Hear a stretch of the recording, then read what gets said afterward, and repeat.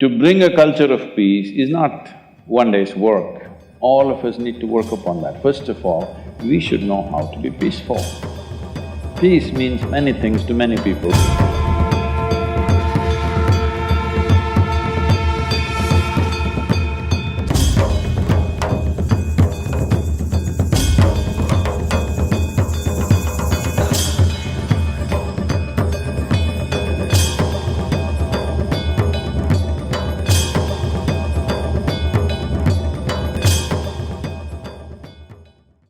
I'd like to draw your attention to a very recent event that took place in West Bengal, where a group of doctors were brutally beaten up by raged family members of a patient who died during his treatment. Sadhguru, how do you think we as medical students are supposed to deal with this violence against healing hands? Well, in Bengal, everybody gets beaten up. Not just the doctors. Every day you're hearing it all over the place, just about everybody gets beaten because unfortunately, we have created a culture of violence. Everything is settled this way. There are many reasons, these are political stuff, I don't think it's relevant to go into that here, but this is very important for all of us, that we create a culture of peace. When I say a culture of peace, every transaction that human beings have, somebody gains, somebody loses. Yes or no? In every transaction, whether it's within the family, in the community, in the larger situations in the country or among nations, whatever you do, always someone loses, someone gains a little bit. How to go through these transactions without making them frictious or conflict? This has to come within every one of us, that when I lose, I don't want to beat you. I have some other way of settling it. This doesn't mean I will simply lose. No, there are other ways to fight. There are other ways to fight than getting physical with you, isn't it? So, this culture of peace will not come just like that. This culture of peace needs to be… it's a generational work. It's not like one day slogan you all shout and go back home, that's not going to work. It's a generational work. It's about how we bring up our children, it's about how we behave on the street, how we interact with each other. On all levels, we create a culture of peace. As a part of this, because this is the 150th anniversary of Mahatma's birth anniversary, I am also part of the 20-member committee chaired by the Prime Minister for this purpose. As a part of this, we are doing various other things, but one aspect of it is about culture of peace. So we are doing major events in the world with top celebrities. The idea of bringing the celebrities in is so that the world's eyeballs will come to it. People should understand there is a way of dealing with things peacefully. Mahatma is a representative of this, that he found peaceful solutions for very violent problems.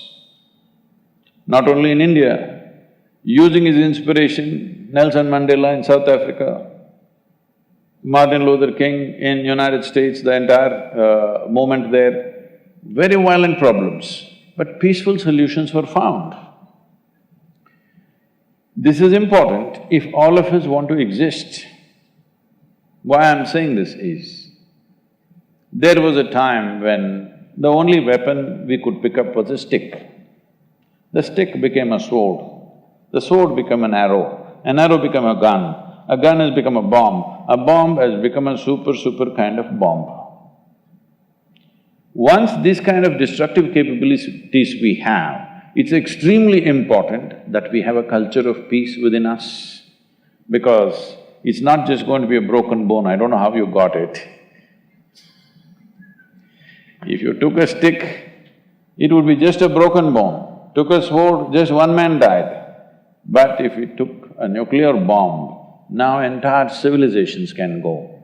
So this has become extremely important now that there is a culture of peace within me and around me. This is not going to come with slogans, this is not going to come with politics. This is a generational work that all of us need to work for, that we bring this into our lives, no matter what is the loss that we go through, we learn to conduct it in a certain way. See, whenever something happens to us that we think is injustice, we want to beat somebody. This is very important, that you learn to swallow injustice and work for justice. You don't try to fix injustice right there on the street. It's happening. So, the way the traffic is going in the country, just now I came from Hyderabad, the way it is going in our cities, if you don't hit anybody today, it's an accident. Hello? Yes or no? That's the way it's going on. But if as much as your car touches somebody or your motorcycle touches somebody, right there they get down and start thrashing each other because they're disappointed nobody got injured in the accident. Now they want to do that. How did this happen? Don't tell me, it's okay. So, to bring a culture of peace is not one day's work. All of us need to work upon that. First of all, we should know how to be peaceful. Peace means many things to many people because you're medical students and doctors. You know that human experience has a chemical basis to it. So what you call as peace is a certain kind of chemistry. What you call as joy is another kind of chemistry. What you call as ecstasy is another kind of chemistry. Agony is one kind of chemistry, misery another kind of chemistry, stress, tension, whatever you go through are different levels of chemistry. Now, this human body is the most sophisticated and complex chemical factory on the planet. Do you agree with me? Only problem is you're a lousy manager. Hello? You're a lousy manager, it just boom, boom, it goes inside. The bomb is not outside, the bomb is inside. Outside bomb is only a further facilitation of the bombs that explode inside, isn't it? You're watching movies where everything is settled violently. Your heroes are always bashing people, isn't it? Hello? So if you like that, and if you think that's the best way to do it, that's the way you will do it. What I hit with my hand, when I think I've lost something big, I will also bomb you, isn't it so? Hello? If all I have is my hands, I will use it. If I have a gun, I'll use it. If I have a bomb, I will use it. Every 2 months at least you're hearing from United States, somebody walks into your school and shoots all the children. Hello? You're hearing this, isn't it? Repeatedly, universities, schools, because they have access to guns.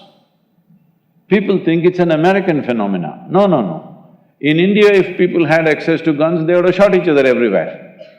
Yes or no? There is no gun, so they're slapping each other, or some people are more equipped, they're stabbing each other, all right? So please understand this, the violence is not in the society, the violence is within us. What have we done about that? This is what inner engineering means, that you engineer yourself the way you want to be. Nobody can take you where they want. If somebody else can decide what should happen within you right now, you're an absolute slave, isn't it? Hello? Hello? Yes. You don't like it? See, if I decide how you should dress, how you should sit, what you should eat, you will say this is slavery, isn't it? But if I decide right now whether you can be happy or unhappy, peaceful or violent within yourself, if I'm going to decide this, are you not in slavery? Worst kind of slavery, isn't it? That what happens within you, I will decide. This is what you're allowing in your life. You're allowing this to happen to you, that Somebody can decide what happens within you. If you don't take charge of this, you will live a life of a slave. When you live a life of a slave, you will always feel life is unjust to you. When you feel it's unjust, violence is a natural consequence of that. This happened. Can I tell you a little story? Yes. No? Yes. Okay. Because some of you are shaking your head like this, maybe it's a different society. I'm seeking your permission because for most people, the moment you say once upon a time, they think it's bedtime. Especially in the last rows, the lighting is correct.